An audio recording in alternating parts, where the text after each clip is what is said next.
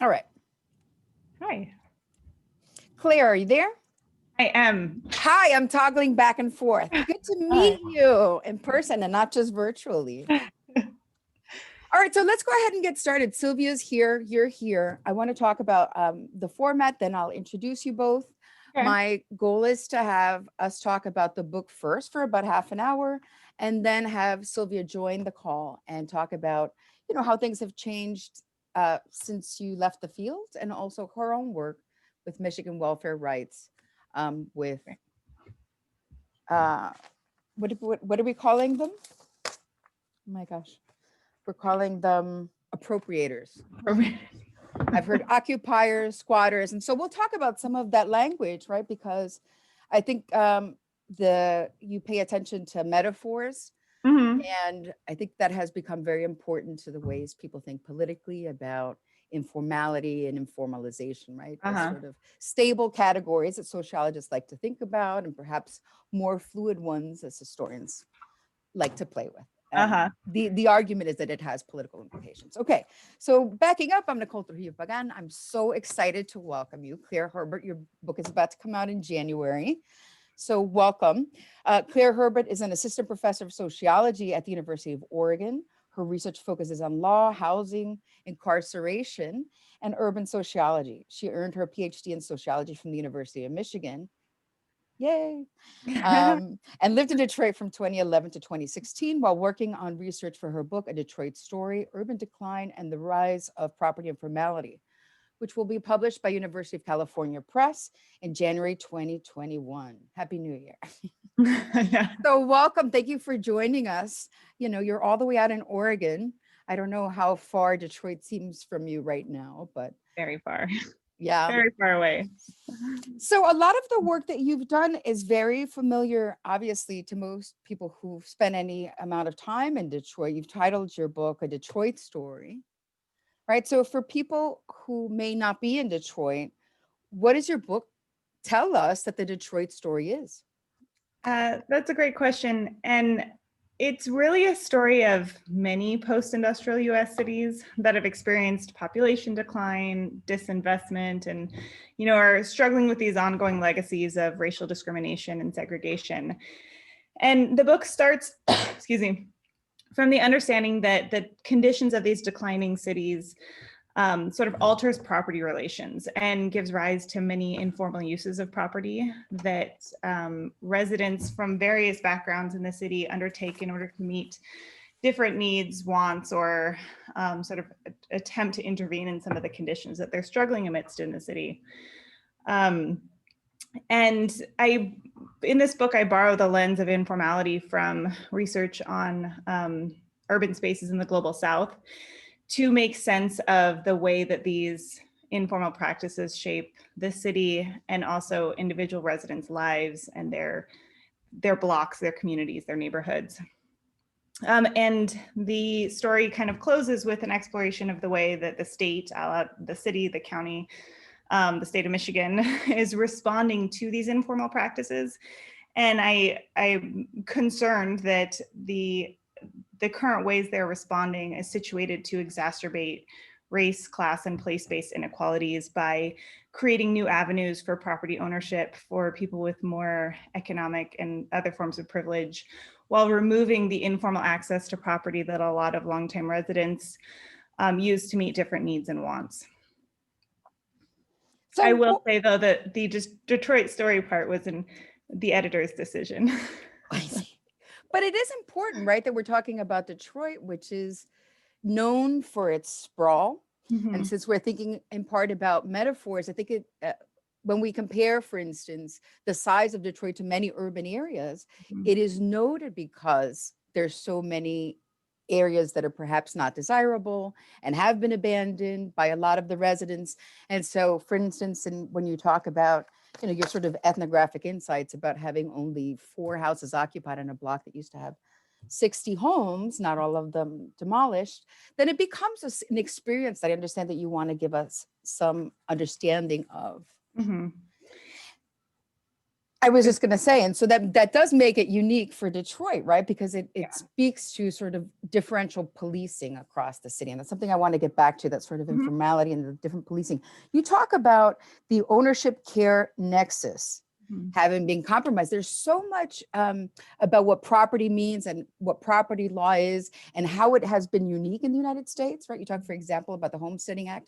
I wonder if you could talk more and help us understand what that means, that the owner in Detroit, which is part of the story, right? Yeah. The ownership care nexus has been compromised. What does that mean? Yeah, so I think oftentimes private ownership, especially with regard to property, housing, buildings, land, it's valorized in part because of this understanding that private ownership is what ensures property is properly cared for. And there's, interesting research that kind of gets at this from the angle of comparing homeowners and the way they behave toward their property, toward their neighbors, their community, in comparison to renters, and kind of presuming that it's, when you're a homeowner, you do everything you can to care for your property and take care of your neighborhood because you have different kinds of investment. You have emotional and economic investment in that space, whereas renters are presumed to not have those same investments, which then the idea is that then that shapes how one engages with property.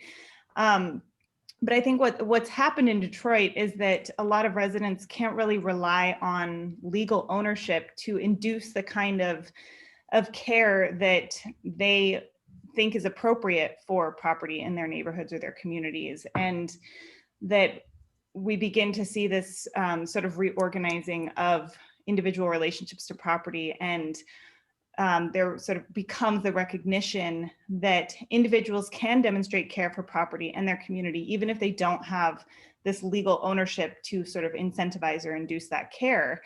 And at the same time, we've seen decades of owners abandoning their properties and leaving the city, which calls into question this idea that private ownership is sort of the mechanism that induces care for property. And what we're seeing in Detroit and other cities like it, I believe, is a sort of undermining the primacy of that relationship and the recognition that there are other ways of relating to space and property and other ways in which property mediates social relationships that can be really constructive. And here's where I really want to understand more, because I think we're used to thinking about space as something that can be exchanged on the market, right? I sold my home, you bought it.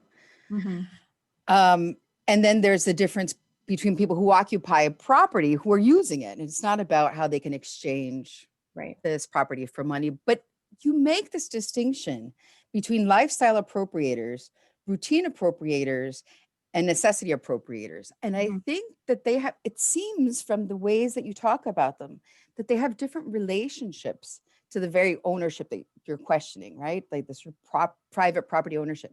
So first, let's break down what those three groups are. And then I want to come back to these questions about, is the nexus really as compromised? Sure. So necessity appropriators, and this is I think of this more of a spectrum rather than discrete categories, but it was sort of an analytic schema I developed to try to make sense of the diversity among appropriators I was seeing. And so necessity appropriators are longtime residents who appropriate property to promote survival. These are predominantly very, very poor residents, often longtime residents. They tend to be, in my study, they tended to be like older, over the age of 40 or 50. And these are residents who, scrap metal and other valuable materials from buildings to sell for income, or they're squatting houses as their primary form of shelter, or as their best option for shelter, I like to say. At the other end of the spectrum are lifestyle appropriators, and these are predominantly younger, new, often white residents who move into the city with this kind of urban pioneering ethos. And they appropriate property as an avenue to kind of meet personal desires. They find it fun. They might squat houses and then fix them up and attempt to buy them, or they take over, vacant lots to farm and garden. And for them, it's the sort of key distinction there is that they really enjoy these practices and they enjoy the lifestyle that it enables for them. And then kind of bridging these two is what I call, or who I call, routine appropriators. And these are also predominantly longtime residents of the city, again, majority Black because of the demographics of the city. These routine appropriators, though, are more economically stable than the necessity appropriators. And for them, appropriation is something that many of them recounted kind of stumbling into over time as a way to try to sort of keep up their home or their neighborhood, their community, because the city was really failing in their responsibilities on that end. So these are appropriators who, you know, are caring for vacant lots next door to their home because they don't want people to dump, you know, building materials in their neighborhood. They are people who are, you know, helping neighbors tear down structurally unstable properties that pose a threat to the safety in their community. And or, you know, some of these appropriators, also these routine appropriators, may also kind of dabble in forms of scrapping to supplement income because the economic landscape in Detroit can be kind of bleak. But they don't enjoy their practices in the same way that lifestyle appropriators do. But they're not driven by the same kind of urgency for survival that necessity appropriators are. And sorry, it just started, it's been raining really badly here all day, so you might get Well, some it's background. Oregon. Yeah. It's Oregon. We had sun, then we had snow, then we had sun. Yep. We're Michigan. I want to talk about, you talked about joy and you sort of distinguished that from survival. What I think is interesting in your analysis of law was the focus on morality. So it's not just exchange and use value, right? But you talk about how even the lifestyle appropriators talked about the morality or the amorality of the law, right? So they're moral because they're quote unquote fixing the city. Whereas you make a distinction, for instance, between property speculators who buy properties and they leave them unoccupied, right? And Yeah. so it seems like the lifestyle appropriators distinguish themselves from those speculators. But in a way, I would like to understand how you distinguish those property speculators from your routine appropriators. You know, how are the scrappers unlike people who buy, say, 10 properties from the auction and then only rent the ones that are habitable? Well, so scrapping it deserves some extra attention here because I didn't come across a single person who outrightly condoned scrapping, right? Because especially for longtime residents, they've watched the city be, as they put it, scrapped out over time. And there's this recognition that scrapping is, you know, can be really, really harmful for the city, has been really harmful. But when you delve into that more and sort of push that conversation further, what becomes clear is that there's actually kind of a boundary between scrapping that's viewed as is okay and kind of helping to clean up the city versus scrapping that is damaging the city. And so it's important to recognize that difference is in there. And I take some time in the book to suss out this difference because appropriators viewed scrapping as acceptable only when it was attempting to kind of clean up or recycle property that was already damaged beyond repair, such that it wasn't possible that it was going to enter that exchange value relationship. No one wanted it anymore. It was going to cost too much to fix. It was just sitting there and no one had bothered to tear it down yet. Whereas scrapping that was viewed as harmful was scrapping that was impacting properties that residents hoped could be saved and used again or resold or fixed up, or, you know, where they could get a homeowner in there. I think that deviated from your original question. But. No, actually, it goes right to it because you're talking about it's not just morality, right? But you talked about this ethic of care. Yeah. Right. So people who are allowed to, by other residents, you know, who sort of gain this legitimacy to occupy a property, we're demonstrating or performing care. Yeah. And so something I did say at the beginning, I didn't say at the beginning of the call, is that I do want the audience to go ahead and submit their questions via chat. And then we'll get to them a little bit later in the call once Sylvia has also joined and sort of updated our conversation.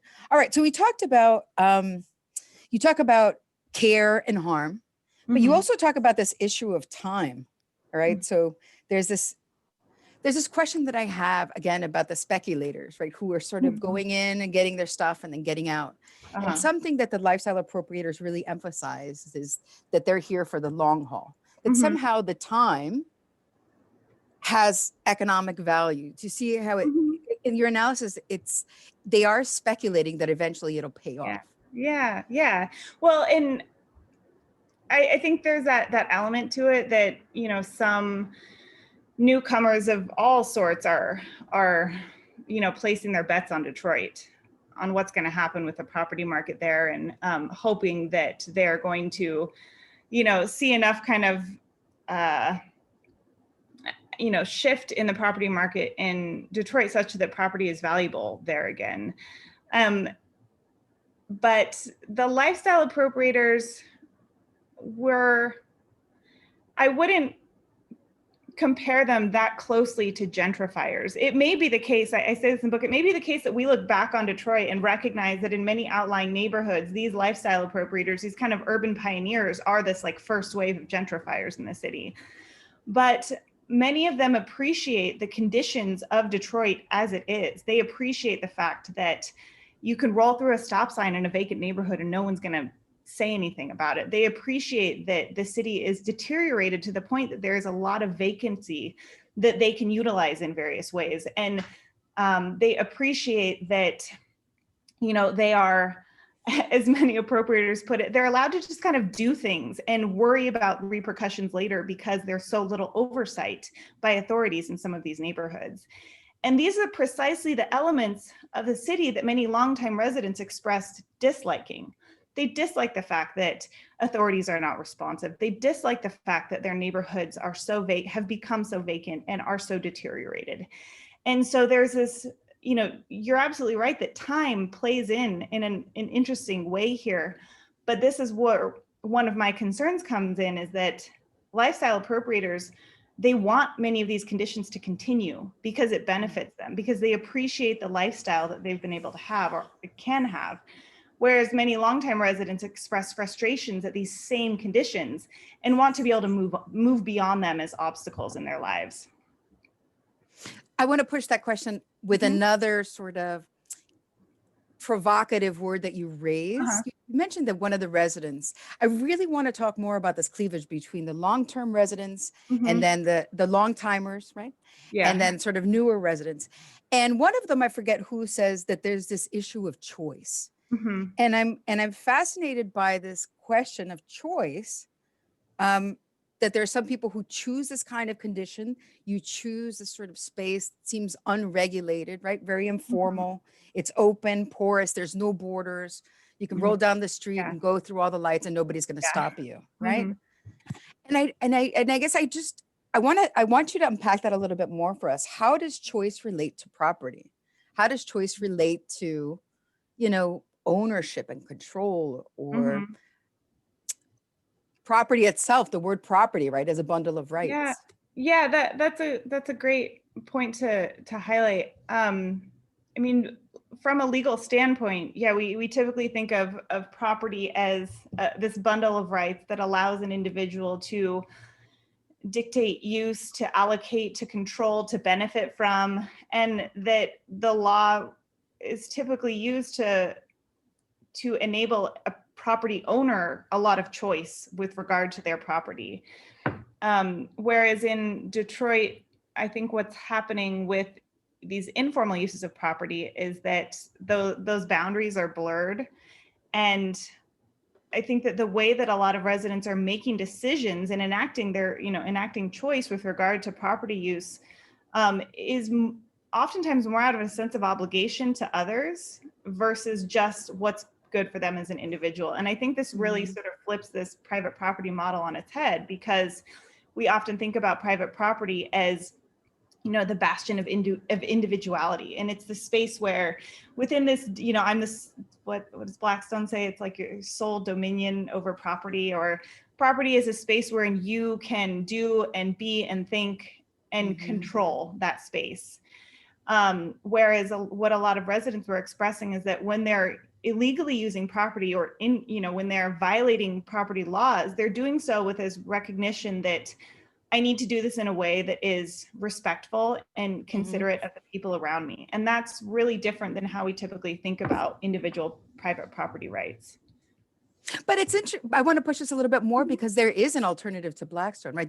There is a sense that we could treat the speculator who keeps the house vacant while you have such a need for affordable housing in the city, that we could treat the speculator's actions as illegal.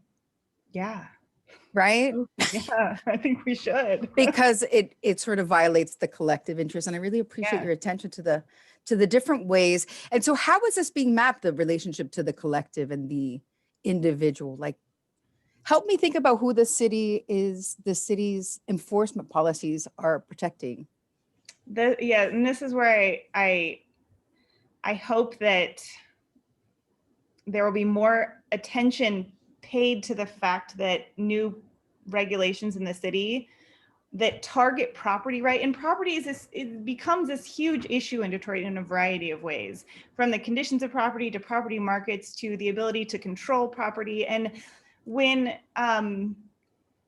people in positions of authority, broadly speaking, are attempting to revitalize urban spaces, control over the landscape is really paramount, right? You need to demonstrate that property rights are going to be upheld and protected, such that speculators can say, "Ooh," or investors can be confident in, a potential return on investment from that property. The landscape needs to be cleaned up so that it's not a deterrent, so that blighted property isn't a deterrent to potential newcomers. And I think what's happening in Detroit is that a lot of these new regulations that target property, generally speaking, are privileging the private ownership model. And in doing so, creating more opportunities for newcomers and others who want to sort of, who want to be able to, legally own their piece of the city. They're expanding opportunities for that. Whereas the opportunities for informal uses of property and these more informal property relations are being criminalized and erased is a term that I use. From the the 2014 squatting law to the 2014 scrapping law, even to, we can think about it broadly, that demolition efforts in the city are also removing some of the property that act as resources for very poor residents to promote their survival. And it's not to say that I think that, the city shouldn't be demolishing structurally unsound property, but that there needs to be recognition that these kinds of policies are going to be having these other impacts. That's really helpful. I want to talk to you real quick about method, because you used narrative analysis, and I'm wondering why. What does the narrative analysis bring you? Yeah, I found this to be really useful because narrative analysis is a way of sort of exploring the stories that people tell about themselves. And when people narrate their own stories, their lives, they sort of place themselves within normative power structures. They talk about constraints and opportunities, and this is it can be a very revealing way to get at some of the unsaid or unreflected upon spaces that people occupy in their stories. And so in this case, when appropriators describe what they're doing when they illegally use property, why they do it, what it's like, they also reveal their own situated understanding of the constraints and opportunities that Detroit provides. So when newcomers talk about the city as this, land of opportunity, that's very different than longtime residents who have told me, one of them said something like, I've looked everywhere for opportunity and opportunity has passed me by, so I'm just waiting. And they're very different interpretations of what the space and the sort of, structural conditions of Detroit are like. And then they also situate themselves as kind of being subject to those problematic social structures, or they situate themselves outside of them as, which the lifestyle appropriators largely do, is sort of existing outside of the problems of Detroit and being able to come in and kind of enact their view of the world and roll out this life that they want to create for themselves. Whereas a lot of longtime residents express frustration with not being able to sort of get things done or make things happen because of the, sort of persistent structural problems in the city. Does that make sense? Totally. I want to understand also, is this How are these groups articulated with one another? I mean, are we talking about different neighborhoods where you would have a lifetime, a lifestyle appropriator, and then in a more perhaps distressed area, you might have a different group of appropriators? Do they coexist? Is this, equitably distributed across the city? Is it concentrated? Give us a sense of the spatial relationship between these groups. So initially I didn't set out to focus on a particular neighborhood because I actually expected it to be a lot harder to find people to talk to about informal property use. And so I just started by snowball sampling, and where one person leads you to another and to another. And so the people that I spoke with were across all different neighborhoods of the city. And I think that Detroit's sociospatial conditions mean that you have a lot of space for these kinds of informal practices to take place. And so I guess the interactions between these groups were, sometimes there wasn't a lot of interaction, and they weren't groups that were focused geographically. This is, more just conceptually. And so you might have, a longtime homeowner living next door to someone who's squatting, and across the street, a newcomer has moved in who started, gardening the vacant lots. And so they were very, spatially intermixed, these individuals, but the way that they spoke about each other was very interesting and really varied. So some longtime residents were just totally bewildered by the fact that newcomers who had other options would choose to move to Detroit and squat houses. It's like, why would you want to do this? I have a quote that I use frequently from one resident who says, but if you're squatting, it's only because that's the choice that was available. Whereas other lifestyle appropriators who were squatting were like, this is great, it's so much fun, I love this. This is such an adventure. And so there was that kind of sense of like, wait, you're choosing to do what? Why would you scrap if you don't have to? Why would you go into abandoned buildings if you don't have to? But on the other hand, some longtime residents expressed a general sense of kind of optimism about the fact that newcomers were moving to Detroit, especially white newcomers, saying like, look, this is kind of an affirmation that people want to move into the city of Detroit. And one resident told me that he was excited to have some white people move onto his block because then the police would come if they were called. And that, that anyone new moving to Detroit was an affirmation of this city that they really loved a lot. On the other hand, I also had some longtime residents who kind of felt that their informal practices were benefited from kind of an increased legitimacy by the fact that new, younger white folks were doing it, because oftentimes these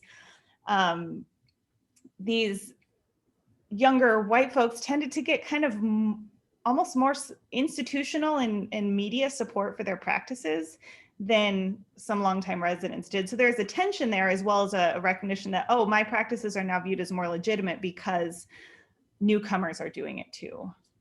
Yeah, that tension is what fascinates me, because at one point you do talk about the cleavage between longtime residents and newcomers. And it seems like it's about more than just bewilderment or optimism or benefiting from legitimacy. It seems like there's something else to that tension, right? I mean, there's this whole, Detroit versus everybody, right? It's a song, it's a brand. I mean, because we're talking about metaphors, why does that metaphor exist? And we don't see that, I guess. Detroit versus everybody metaphor? In terms of the long-term residents and the newcomers, how come you don't see the tension being expressed in negative ways? I think that the negativity was more so, again, this like, what are you doing here? What, you're there. For some longtime residents, there's a concern that, the lifestyle appropriators are turning the city into not a city, right? But I think that goes more to these tensions about what the city is going to do with all of the vacant land. You know, are we turning it over into green space and accepting the fact that there are pheasants everywhere and sort of letting it be wild and natural? And there's some interesting quotes I use where longtime residents are expressing that those are signs of neglect in the city, right? Waist high grass and pheasants and weed trees and natural space in Detroit is what is the neglect of the city that they've been dealing with for decades. And so to have newcomers come in and say, oh, I want all this natural space and I want to grow things and I want to live off the land like pioneers, they're like, but this is not the wild Midwest. This is a city.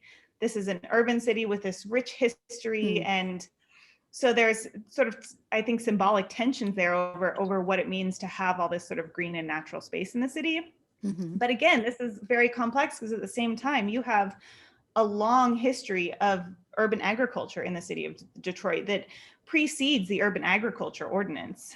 You know, it's Mayor Hazen Pingree and his, you know, supporting urban farming to combat hunger and poverty in the city. And so there are some Detroiters who talked about, you know, learning the art of urban gardening from their grandmothers who had been doing it for a long time. And so there's, I think, some of that resentment or that tension then is about, you know, sort of who's co-opting that idea that this is what can happen in Detroit. It's not that newcomers are bringing this to Detroit as a way to save the city. It's actually that it's been those productive practices by longtime residents have been ignored for decades. I appreciate that you say that this do-it-yourself urbanism means very different things, right, in the global South than it means in many European cities. And I wonder where you see Detroit then in relation to those two extremes. I think that sort of what I hope will come out of these informal practices in Detroit and maybe recognition of them in cities like Detroit and other spaces is the really productive and constructive dimension of, you know, when people are acting in informal ways in a variety of dimensions, be it economic activities or housing or, you know, land use practices, they're demonstrating other ways of being, other ways of doing in the world. And that there's a lot we can learn from that, right? By recognizing how people are navigating situations from a very sort of rooted understanding of the obstacles and opportunities presented to them. And the sort of bifurcation in scholarship is that oftentimes in the global South, these practices have been framed as sort of conditions of poverty and that they're kind of backward. And that it's, you know, we don't see these in the global North because we've advanced beyond it. And, you know, we're, you know, sort of further ahead in some sort of teleological development.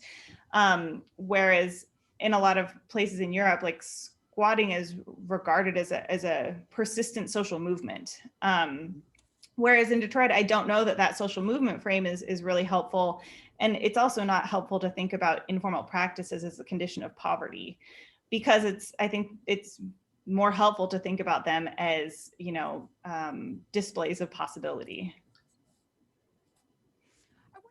I appreciate that you've answered my questions. I don't know, we've lost Sylvia, but I want to open up the call to other participants. No, I'm here. I've just been People's Water Board. Claire, Oh, there you are. listening. Hi, Sylvia. So let me introduce Sylvia. I'm sorry. I'm not able to change my name too in the settings, so just so you know. Oh, that's what happened. Okay, so I didn't. Okay, Okay. Excuse me. Sorry. Hold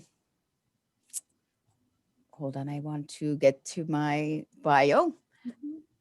Sylvia Orduño is a Michigan Welfare Rights Organization organizer. Thank you for joining us, Sylvia. And she's an activist who works with anti-poverty organizations, community groups, and national social movements on water and housing issues. She's been an organizer and communications coordinator with the Michigan Welfare Rights Organization for 20 years and is a board member on the National Welfare Rights Union. She's an active member of the People's Water Board Coalition and co-chair of the National Coalition on Human Rights to Water and Sanitation, advocating for human rights policies and legislation. So I'm really grateful that she's made time to join us today to respond to, you know, the comments that Claire has made, her book, her work, and then you have your own work in the city, Sylvia. So I guess first reactions, first thoughts to everything we've been talking about. Welcome. Thank you, Nicole. Thanks very much. And so Nicole and I were housemates from our first year in graduate school in Michigan too. So yeah, so we've got a history. Yeah, I still remember your muscle car. Too.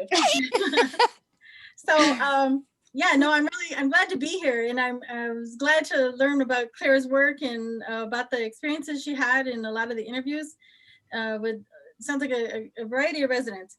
But and so I would say that my experience is in many ways very different. Mm-hmm. And so I joke to folks that, yeah, in my own like dissertation work, I went out to do participatory research and never left.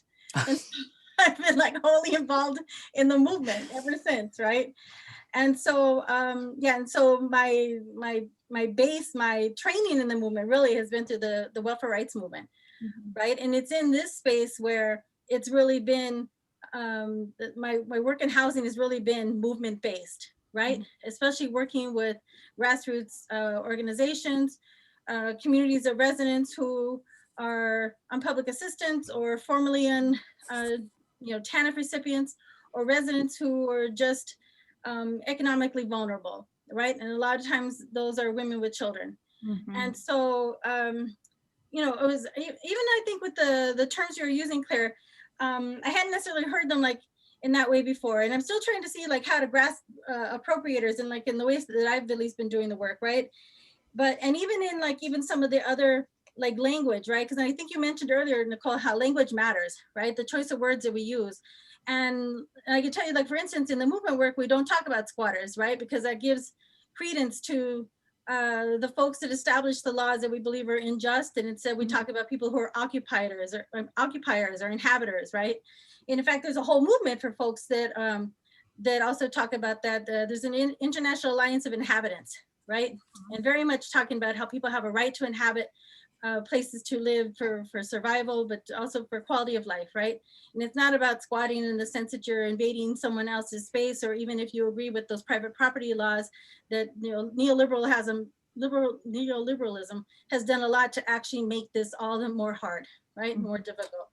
And so, even just in the space of that and how we will engage elected officials or talk about policy changes, we're also conscious of like that language. But I think you're right that there's definitely been, there's something that's extra worrisome about the Detroit's just sort of scene, but also very much mixed, right? And so like when we're even talking about issues of illegality or enforcement, or how it is that houses have come to be abandoned in the first place, we have to look at really a lot more in terms of how it is that came to be that we even have so many houses that have been abandoned to begin with, right? So we have to look at the subprime mortgage crisis. We have to look at the ways in which our cities, Detroit in particular, were disinvested, right? How it is that auto factories and other large employers left the city, took them, the jobs and the people, to the suburbs, right? The creation of the highways that destroyed communities and divided places, Southwest Detroit in particular, right? Black Bottom neighborhood. And so we're residents that had thriving neighborhoods, thriving Black businesses, right? Highways that drove suburbanites in and out of the cities for jobs to go live, elsewhere, created some of those divides, right? So there's lots of reasons for why our neighborhoods have changed over time, and how it is that we've got vast stretches of land that have been, the houses have been demolished, or other kinds of buildings, warehouses, schools in particular have been demolished. I live over here off of like John R. McNichols. And I can tell you that when I first moved into this area, which was like in 2011, there was an elementary school there that had been sitting for years, right? And it eventually just got demolished, and whole parcels of land over there, right? That just sit in with those very kinds of neighborhoods that you're talking about, where there may be 2, 3, 4 houses on a block, right? But residents they're not leaving, right? And those have been part of the pressures over the years about this downsizing of Detroit, right? And the whole conversation about what that means. The Bing administration was really into it in terms of saying that, look, we've got to stream down the way it is that we use our resources. And because Detroit is so spread out, right? I think there have been assessments that you could fit, Detroit, Baltimore, Boston in the boundaries of Detroit, right? Very dense cities into a city here that has much less density, but is spread out, and we've got large parcels of land. And so what do we do with them, right? So there's lots of conversations about sustainability and green spaces and whatnot, but what does that mean in terms of the people that have actually, you know, raised families and rely upon that one house that they've got, you know, across generations in order to really be their main asset of any kind of wealth, right? For whatever that house is worth. And like you said, so many houses are worth so little right now in the way that the housing market is. But for a lot of folks, it doesn't really even matter in terms of that, the value of that real estate, because they're not going anywhere, right? What matters is that they've got a place to live and that they've got the security for their families. And so what we've been trying to do over the years, at least in the movement work, is really try to figure out, well, then how do we make it so that we can actually use this housing to put in more families that can actually use the home because they need it, right? And so when we look at what has been the situation of low income affordable housing in the city of Detroit, we've had the situation where Detroit back in, I think it was 1935, built the nation's first public housing units, right? Brewster. And a few years later built the Douglas housing units, right? So it became known as the Brewster Douglas apartment units. I think at its height, Brewster had like 701 housing residents in the housing structure there, right? The tower. And then we also had Herman Gardens, and we've had Sojourner Truth. We've had all kinds of different housing properties, projects across the city. And, you know, over the years, I think it was especially in the 80s, we started seeing the federal government providing less resources for those kinds of maintenance and support of public housing. And then all of the other criticisms about that you're ghettoizing Black residents in particular in cities like Detroit, or brown residents in LA or wherever it is, right? And not providing the proper resources so that they can have more integration or the kinds of resources that they need for other kinds of quality of life issues, right? So then you start seeing the tearing down of these properties when you start bringing in Hope 6 projects through HUD, right? That then say, well, now what we're going to do is we're going to have mixed income development, right? So we're going to have market rates alongside low income rates. But then you cut down to less than half the number of units that are available for low income households. But it's not like you lost all those residents either, right? And so meanwhile, you've got all of these residents who got caught up in that subprime mortgage mess and lost their homes, right, in 2008, 9, 10, and on. And, you know, people that were devastated, people that were predatory loaned, right? Seniors who had paid off their homes and were told, oh, you know, you can get loans on your home for repairs to get that roof fix that you need, right? And then have the homes just snatched out from under them, or they lose them to tax foreclosures. And all of the other improprieties that have been happening over the years with the county, the city, and even the state in terms of how to make sure that there are fair property assessments, right, for homeowners. And so, you know, there were lots of factors that went into the ways in which Detroit residents lost their homes, right? And for many people, very much unjustly so. And so you saw groups like the ACLU and United Community Housing, Michigan Legal Services, other kinds of low income attorney rights kinds of groups, you know, going to the defense, some where they can do class action to protect residents, especially those who were eligible for, what do you call it? The tax deferment, when low-income residents don't have to pay their property tax, or others who lost their homes because of property taxes that were assessed that were actually illegal, right? They should have actually been assessed at lower rates because of the value of their home had been less. So lots of things there. And then also just the ways in which our neighborhoods were not properly being taken care of. The city wasn't able to manage its finances, all of the pressures against the city from Wall Street with loans that were taken out, what we saw happen to our water department, and then the privatization of services, right? Our lighting department gets privatized, our garbage, you know, the brand new recycling system we tried to get going, right? That gets going with the privatization with the garbage as well.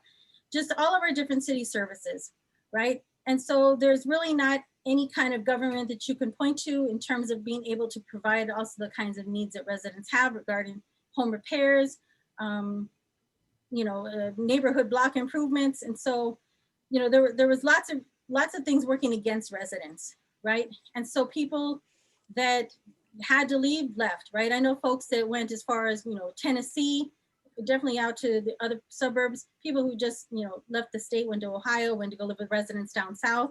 but people that did not want to leave Detroit, they just had nowhere to live anymore, couldn't afford to live here with all that was happening. And again, some people also just walked away from homes, right?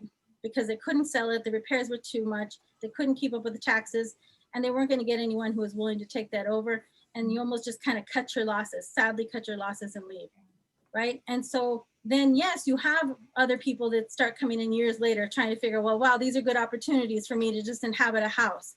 But meanwhile, we've got all these residents here inside the city who are no longer able to live in public housing, people who had been living, you know, in their family home, and now they got their own children and trying to figure out, you know, where they can go and set up their own kinds of homes. And so we're working with residents, especially in that time, and Occupy Detroit, right? Happening, well, the Occupy movement in Detroit, it was happening nationwide. When that hit here in fall 2011, that also became another opportunity, right? To try to see what can we do through the movement in order to also try to get residents into all of these abandoned homes all over the city, right? People need a place to live. The city owns thousands of homes. In fact, I think it was in 2016, I think you noted in your book, that the city was like the largest landowner or homeowner in the city, right? In terms of the number of properties that they owned. And then the Wayne County auctions already had started like the decade before that. And so there were lots of, lots of initiatives to try to figure out how it is that people inside the city and outside the city could also acquire homes. And so all of that speculation that went down also connected with the subprime mortgage work that was happening. The, what was it? The breakdown of the, what was that law? I wrote it down somewhere and I don't remember now. That allowed for the commodification of those properties, right? Because I remember at one point you could pick up a newspaper that was like 10-point type. It almost looked like the want ads, right, in the newspaper. But what it was were pages and pages of houses that were foreclosed, right? And so you could pick up this periodical and just look at them and see all kinds of addresses and how much they wanted for that house, right? All over the city. It was incredibly sad, right? To see like how much of our housing stock, how many of our residents were on the chopping block, really, right? And so people would go in there and they would look for their family homes, right? Or they would look for the names of other people that they knew, like oh my gosh, you know, they lost their home too.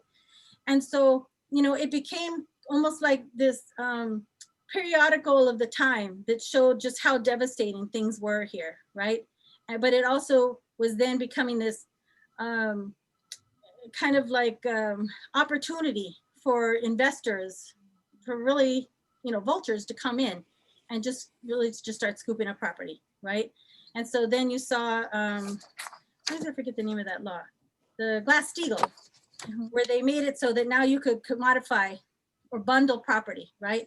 And so it just became like anything else. So now you could just put together a bunch of houses that someone purchased and then bundle those up and then sell them to the next investor, right, for a fee, and then get them sold to the next investor. And so at the time, well, this is going on, right? We're not learning about these things until later, but we're trying to figure out from the city of Detroit, okay, among these periodicals where they're showing all these houses that are available, which are the ones that are owned by the city? Which ones can we identify and then find residents in need with children and put them into the house, right? And we've got something at our disposal to use, and it's that nuisance abatement law, right? And that was something that we learned out of the Occupy movement too, because we had not only residents who were participating, but we had a number of civil rights and housing rights attorneys who were saying, look, we've been looking at this more closely. There's this nuisance abatement law in the city of Detroit. It hasn't been used for a long time, but it's still an ordinance. And what we can do is we can go in, we'll get the application, we'll start having residents fill this out, and we'll start putting them in houses, and then they'll start fixing up the houses, and then we'll go through the process of the paperwork and the administration of it, and get them access to be owners of these homes, right? Because they're abandoned, they're sitting there, and it would be good for neighborhoods to be able to have this kind of stabilization for residents to move in, right? So right away though, we start looking into that, and we have all these residents to come forward, right? All these women with families. And in fact, we start forming this residents council through Michigan Welfare Rights. And they're meeting regularly and they're talking about what they need, right? With the struggles that they've had with trying to secure other kinds of housing, the problems that they've had with being able to afford housing in all its different varieties of ways. And how, you know, the pressures also with TANF, right? That you've got to prove that you're also providing stable housing for your family and that you're working and all those other kinds of requirements and hoops you got to jump through. So they're meeting. And then when we start talking about, all right, now let's actually put together the process for how we're going to apply for this nuisance abatement so you can be in your homes. They are deciding, all right, we got to start figuring how we're actually going to form teams to also help one another with the repairs on our homes, right? So they start putting together like painting teams and gardening teams and other folks that know somebody that knows how to fix some pipes, someone else that knows how to put in a furnace, right? So they start pulling together teams of people that can help one another with these projects, right? And then, so then we say, well, why don't you all also figure out where in the city you want to live? Here are some lists that we found in terms of houses that are owned by the city. And we knew that if we went through nuisance abatement, that would be the process to do it. If folks wanted to get a house that was through a bank, then there was the process of repair to own, I think it was called. Mm-hmm. But we knew that that one was going to be more difficult. So we encouraged folks to go through the houses that we could get to the city, and then we would go through the process. So before we could even like try to figure out how to keep some manageable process on it, people were excited, right? By this idea, this opportunity, and folks started moving into houses all over the city, right? We're trying to keep track of where people are, what they're doing, what they're needing. They're getting moving trucks, they're borrowing money from relatives, and they're moving in and they're painting, and they're having painting parties, and they're bringing in new stoves or used stoves. They're putting in toilets, you know, they're finding ways to get these houses usable. Mm-hmm. But the thing which is also different, I think, from like the experiences of what you're sharing is this wasn't something that people were welcoming, right? And it might also be a matter of like, who were the folks moving in, right? If they're these young white guys versus these Black women with children, right? And these families, for the most part, were not welcomed, right? In fact, they were criticized, they were tattled on, you know, they had the cops called on them, they had the neighborhood association or Black Club called on them, and basically lambasted. Who are you and what right do you think you have to come in and take this house, right? I knew Mrs. So-and-so who lived in that house for years, and she lost the house to foreclosure, and now you're coming in and thinking you're gonna move in there, right? Mm-hmm. And so these families, you know, they were pretty savvy in their own respect and would say, you know what, I wanna be part of this neighborhood. You know, I used to live around the block, or I knew somebody, you know, and I've got kids that are gonna be going to the elementary school right there, and I wanna be a good neighbor, and I wanna help, and I'm gonna fix my yard. And really we're trying to prove to the residents there that they wanted to be a part of this. But there was this class divide that we saw too, right? Especially if you wanted to inhabit a house in any of the more like middle-class neighborhoods of the city of Detroit, there was a lot of opposition. And the thing that also became unfortunate is that we saw this opposition also play out with some of our very same advocates who were also residents of those neighborhoods, right? Especially in some of the housing defense groups. And we actually had like confrontations with folks and said, look, you know, you don't have to agree on whether or not you think this family deserves to be in this house. That's not for you to say, right? What we know is this is an abandoned house. It's up for eligibility in terms of being a house that could go through nuisance abatement, and you don't have the right to decide if that family is worthy to be in your neighborhood or not, right? And we start hearing all the things. Well, what are they gonna do when they've got to pay for the $5,000 roof? Or what are they gonna do when the pipe breaks in the basement? It's like, well, we figure that out when it comes at the time, right? But you should not be putting out these kind of like preconceived notions of who deserves to be in houses in your neighborhood and who doesn't, right? And so it plays out in these different kinds of ways, right? And so in the end, we lost that. We could not get the nuisance abatement applications to go through. And we had folks that had filled them out, had gotten them copied, and they had all kind of like organized to go together over to the city of Detroit to turn them in. And the blockage became that the city said, we do not have nuisance abatement. We do not have the capacity to administer nuisance abatement. There are no resources to administer it. Hence, we are not accepting applications, right? And so it baffled us because we're like, it's an ordinance. You can't use the excuse that you don't have the administrative capacity to process an application in order for these residents to be able to apply for this service, right?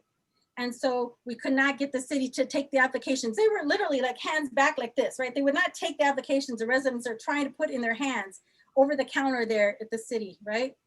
And so then we tried to figure out, well, who are some other doors we can get into the city? Someone to take the applications, but no one wanted to touch them, right? Because they knew that the residents had standing, but if they accepted them, then they had to go through that process, right? And then also politically, for the new mayor at the time, Duggan, right? He didn't want to upset some of the residents of those neighborhoods that he needed the political support from, right? So we saw it play out in these different ways. And then even still today, you know, we know that the city of Detroit is thousands of units behind in the number of low income affordable housing units it's supposed to be providing according to HUD, right? In the schedule that they set out.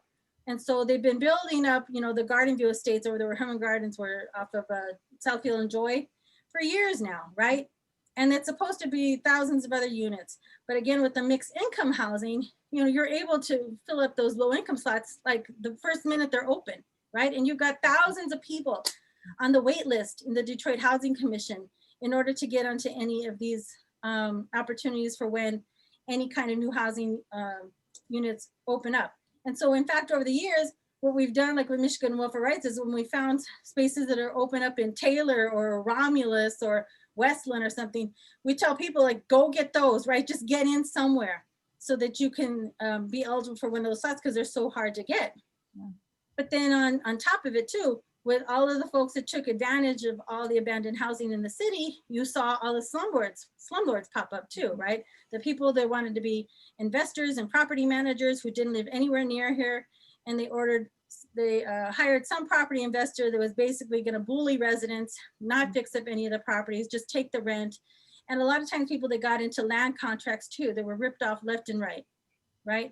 They thought they were signing an agreement with someone who really owned the home, and it ended up being some other front, and people who lost money and, you know, any kind of little savings that they might have been able to acquire. So people have been devastated in this city over these years, this decade and a half, in terms of their ability just to maintain housing, but also to acquire or to get back into housing that they've already lost, right?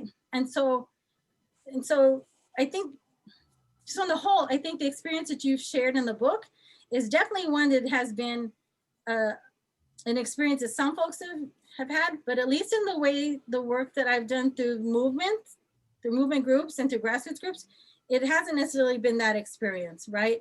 And so I think, you know, there's definitely, I think, more room for looking at this more closely and in a kind of this other kind of lens as well.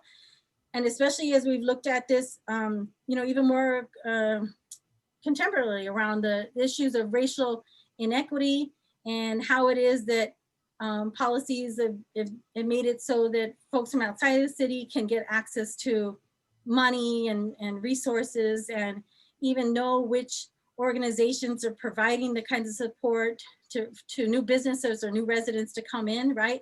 Those kinds of resources and informational networks haven't been available to, you know, longstanding residents, right? Or people who have been like housing insecure for many years, right? And it's caused a lot of strife even too, like within households, right? So I'm spending a lot more of my time now, like in the water rights movement, right? And so within that, we've seen how the complication of unaffordable housing has impacted like the generations within one household, right? So you got grandma who owns the house, right? Bought the house from the good job that she had working in the factories, was able to pay it off, has been struggling though to keep up with the taxes and the bills.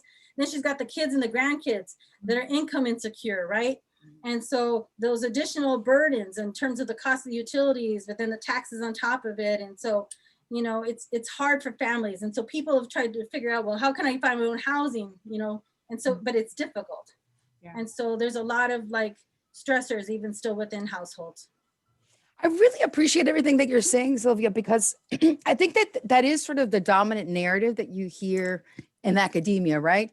What happened to Detroit? The Detroit story, because that's ultimately what we're talking about, is one of white flight, right? And population loss. And so it's always sort of the dominant narrative is, you know, people just did things and there was no sort of questionable political decisions being made along the way systematically, right? And even if you pay attention, a lot of people always cite Segru's book that really misses what's been happening since the 1990s, right? You talked about the 80s with the federal government sort of withdrawing from public housing.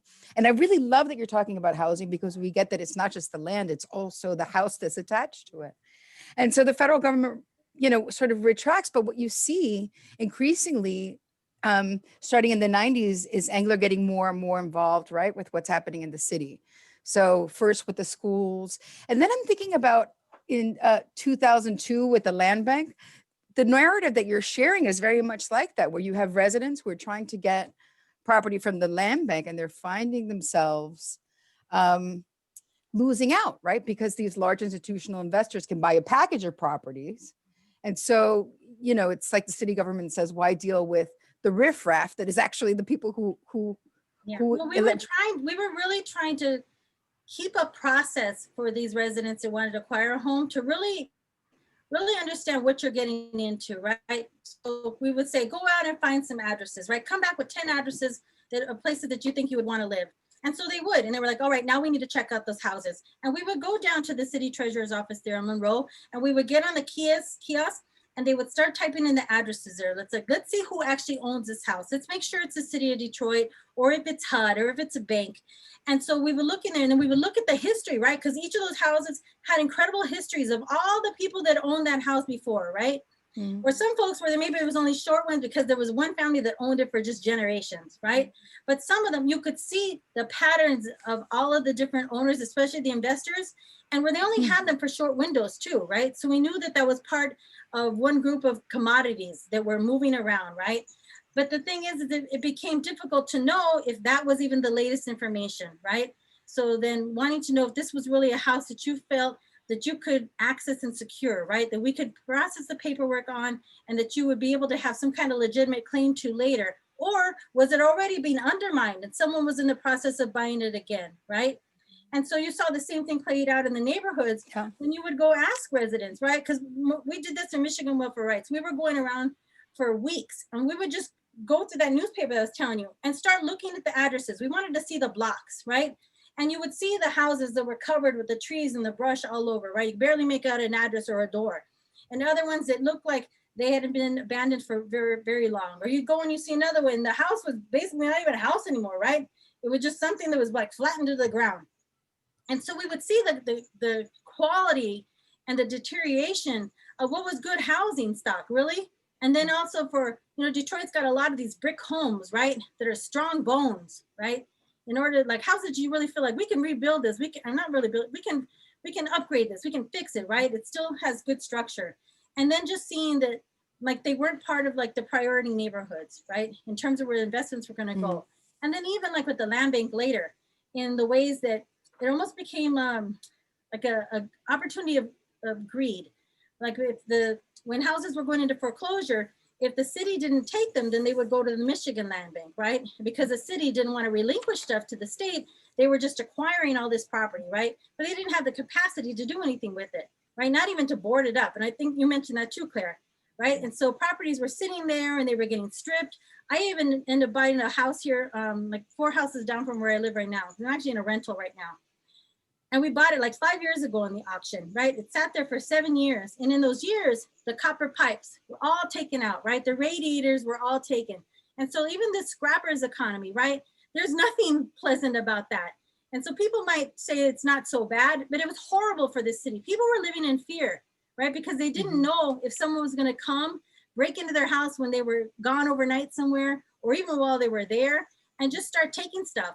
And so the people that took the stuff out of the house here that we ended up buying, they confronted one of my neighbors who saw him with a gun, showed him the gun, right? Said, hey, move along, right? But they were going to take all that stuff, and the prices were high for the scrapping, right? You could make a lot of money in scrapping. And we know people who were telling us that realtors were paying kids on bicycles to ride down the street, and when they would see a house that got emptied out, to call them, they would send in the scrapping team, right? And so there was a lot of money to be made in those years. And so it was devastating also for the housing stock, because then you'd have to then put in that additional investment for a family to be able to live there, especially come winter. Thank you so much. I want to open up the call to the participants. I put several comments in the chat box, and I'm not sure if you all had a chance to see them. But at any rate, in listening to both of your stories, from, you know, Claire, you write a Detroit story and you write it from a perspective of folks, basically a gentrification aspect is the way I took it. And Sonia, is it Sonia? Yes. Okay, Sonia, you're talking more from a social emotional perspective, the psychological perspective, what people were going through with housing in Detroit. And I guess I come from a different perspective because I had the pleasure of taking several of Dr. George Gouster's courses. And as he described what was happening in Detroit, I want to say around the 1940s to what we have present day, was a total transition where you had more minorities moving into the neighborhood and you had more middle class folks moving out of the neighborhood, moved over to next door in the Southfield, Michigan. And what was happening to the housing stock and how people were leaving homes, as you said, Sonia, just pretty much abandoning them. But what he explains it from an urban poverty and racial segregation perspective. Now, when I wrote my thesis on the bankruptcy, I looked at it from a couple of different perspectives, but one of the things that benefited me was two articles that the Detroit Free Press and the Detroit News did, two very in-depth articles. And the one paper looked at what happened to Detroit from an administration perspective, okay, for 60 years that led to the bankruptcy. The other paper looked at it from the neighborhood decline, which was parallel to the administrative structures that were going on. You also mentioned, Sonia, with the neighborhood abatement program, and I was wondering if you all even looked at what Dave Being started trying to do with these empty neighborhoods and the pushback that he got and what that ended up leading to before Dugan even got there, to eventually we got to the Detroit Future City, which I think, Claire, you would appreciate Detroit Future City. And I think you would also, Sylvia. You don't appreciate Detroit Future City, Sylvia, because you don't see them trying to identify 6 key areas for development with the empty land and water and those. No. And again, the thing is that a lot of those were not in conversation with communities, right? They were, whoa, they were excuse in me. conversation with developers. Robin, I'm going to ask you to let Sylvia speak. It's her turn. Okay. Go ahead, Yeah, Sylvia. no, I was in part in some of those discussions early on, and we were part with other groups that were also in those discussions. And so part of it had been that this whole conversation about downsizing wasn't even about trying to figure out how is it that we keep intact and respect residents where they lived, right? Part of the plan was, again, relocation, prioritizing the needs of developers, and not really looking at how it was going to even improve the quality of life for existing residents so that they would be able to not only maintain the housing that they wanted to stay in, because residents didn't want to be displaced. And that's been a big part of that, right? Is that some residents would have to move. And it's always about the residents that are the least politically savvy, least economically stable, that are having to make those sacrifices.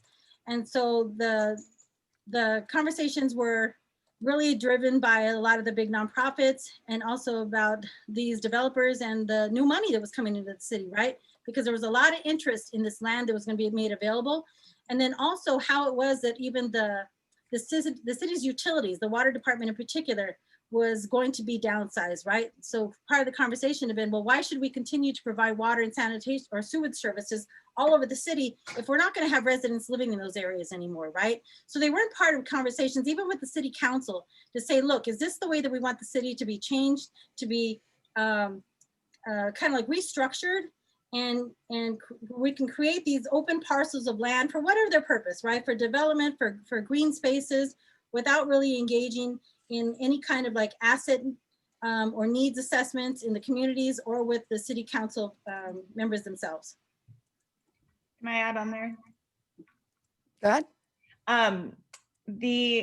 I was nodding when you brought up the Detroit Future City, because I think it's an interesting document to look through, because I mean, it brings up a lot of these issues of like all of this space and this land and what are we going to do with it. And a couple of the things I think are important to remember is that a lot of residents in places, as Sylvia mentioned, a lot of residents in cities like Detroit have experienced these, histories in either personally or other prior generations of urban renewal and being moved out of spaces and having communities be fractured. And there's a lot of hesitance, I think, about those kind of right-sizing efforts, in part because of that, because of this history of how harmful these, urban renewal plans were for particularly poor communities. And something I mentioned, I think, in the end of the book is that with efforts like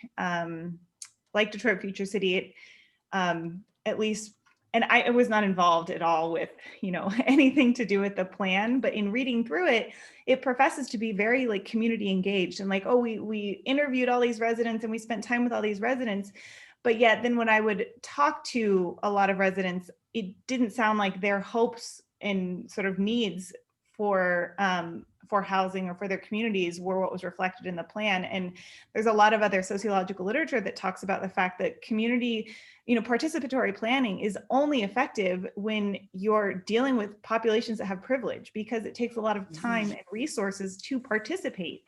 And as Sylvia, as you just said too, to have your voice heard and to know how to sort of mobilize whatever political forces are there to sort of achieve your ends. And so I think that it's difficult to think about, like, how do we really engage populations and learn what is important to them if we're dealing with so many sort of base level inequalities.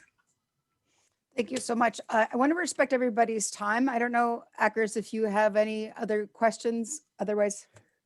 Yeah, I just have one question for Claire and Sylvia too. It's just one that I've been thinking about quite a bit recently.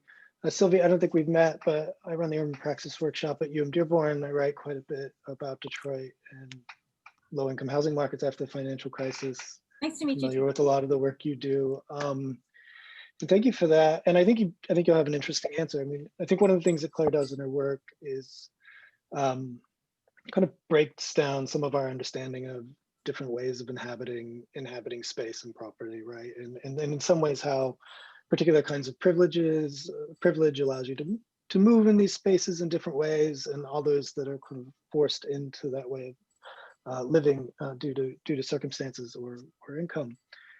But there's two movements that I think are really interesting. There's a number of housing movements that are just on fire right now, which they should be, because we're facing kind of mass eviction, we're facing another kind of changeover in foreclosures and buying, but we're seeing them across the country. But the two that I'm thinking about in particular in the context of what we're talking about today is one, the Parkway occupations in Philadelphia, in which they were able to acquire, was it 60 or over 100 homes from the Philadelphia Land Bank to begin doing some of the things that, like you were talking about, Sylvia, that people were looking at during Occupy. And the other one is the Oakland Moms case, right, where they're able to kind of occupy a house for a long period of time and to get some of these pieces turned over. I know there's a number of housing movements in Detroit, and I work with a bunch of them, but I'm curious why you think this kind of occupation approach has not taken off. Detroit Will Breathe, a lot of the organizers there, and some of my former students that are over at the GBI now, right, that talk a lot about feeling like single family homes have produced a kind of conservative mindset around the ideas of property and housing.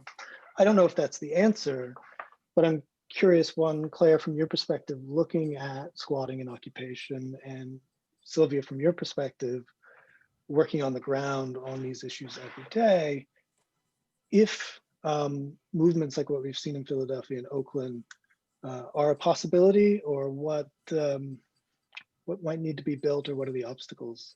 I'll just leave it there. Sylvia, go ahead. I think that what's happened to all of us in 2020 alone has given us the space for something possible again, right? And I think that we felt that that was also the case back in 2011, 2012, coming out of Occupy, right? That we had enough people that could actually move the changes that we need. But then what happens is then we don't have, because what happens is we have to rely upon numbers of people, right? We have to, like some sort of mass, right? Because we don't necessarily have the resources that we can invest. We might not have the political strength that we need. So we have to rely on numbers when we're talking about, especially trying to support the needs of low-income people, right? And so then we have to spend the time and energy to be able to keep in that kind of sustainability. And that's where we start struggling, right? But because there's a lot of things that sort of in our advantage, say now, we might have that opportunity again. But then what happens is, like in the case of where we are able to get people to occupy homes and to go in and set the homes up and start building some kind of sustainable living situation, then the threats start coming in, right? And we saw that at the time when residents would start calling the police on that neighbor, right? And saying they don't actually have the right to be here. And so the police are not going to get themselves in a situation of trying to forcibly remove someone through it at that time, right? They're saying, well, you've got to take this to the courts, right? There's a process for this, right? So then the eviction proceedings start. And then we've got to set up the defense for that family. But then what happened, especially, and that would happen in the government-owned homes, right? When it was the case with a bank-owned home, it was a completely different situation. In fact, it was a violent situation. And the banks were going to all lengths to make sure that that family was going to be removed and that family understood, you do not have a right to be in this house. And they would send out, I don't know what you call them, other than removers, right? To start extricating that family out of the house, extricating the house.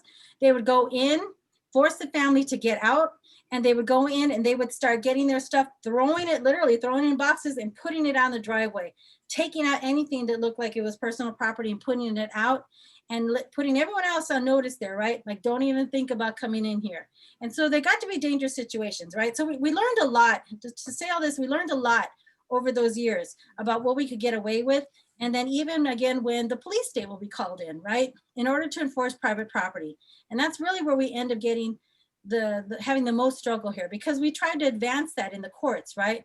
With these housing civil rights attorneys, taking these cases with nuisance abatement, with the repair to own ordinances that we have, and trying to get those enforced in court. I mean, at that time too, with that same set of women, we had about 24 women. We had actually had them present their cases to city council, the houses that they were occupying and the work they were doing. They came in with photos and their families and had the children with them there and were testifying. Got support from city council with a resolution, even got Mayor Bing to sign it at the time, right? And supported this resolution. But ultimately, the property ownership issues become too overwhelming because we will lose that in the courts and the police will work to enforce that. So we've got to find something else. If we can't do it through the masses of the movement, right? Then we've got to find those political and economic mechanisms to be able to make this actually something enforceable and sustainable. Thank you, everybody, for your time. I'm very grateful. Sylvia, I'm very grateful for helping us think about moving forward and what basically giving us our marching orders. I am going to share this recording on YouTube, and I hope we keep this conversation going, not just within this group, but I think all of us need to come together, not just in Detroit, but as we can see, these housing movements are now global. So thank you, all of you, for your time and your energy, and I look forward to keeping the conversation going. All the best. Thank you. Bye. Oh, Sylvia,